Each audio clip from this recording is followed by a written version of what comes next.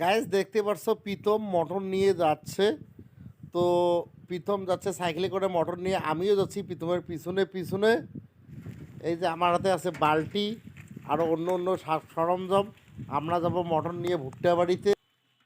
প্রচণ্ড রোদের মধ্যে রাস্তা দেখতে পারছো সেই গরম হয়ে গেছে।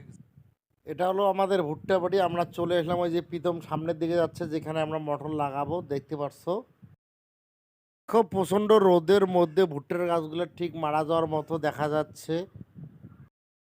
ফাইনালিতে আমাদের মোটর স্টার্ট হয়ে গেল। আমি এখন যাব ভুট্টা বাড়িতে। এই যে প্রীতম এখানে বসে আছে, দেখতে পারছো। তো এবার ভুট্টা বাড়িতে জল দেওয়ার পর্ব শুরু হয়ে যাবে।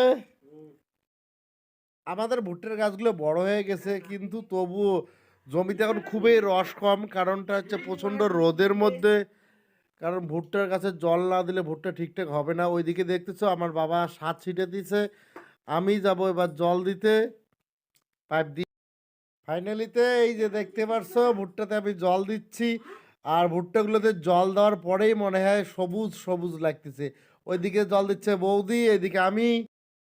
ভুট্টা বাড়িতে জল দিয়ে দেখি কি হয়, কারণ যা গরম এখন পড়ে, যা ওয়েদার টেম্পারেচার তোমরা দেখছিলে যে ভুট্টার গাছগুলো কীরকম মারা যাওয়ার মতো হয়।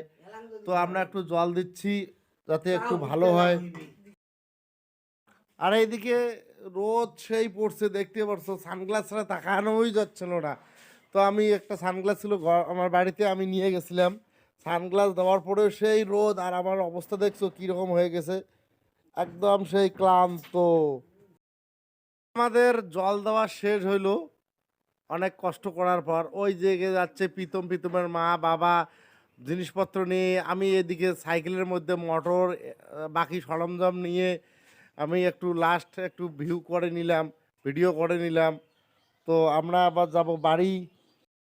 তো যদি আমার ভিডিওটা ভালো লাগে তাহলে লাইক কমেন্ট শেয়ার করো। আর আমার জানপাখি অফিসিয়াল পেজটার পাশে থাকো, এটাই আশা করব তোমাদের কাছ থেকে।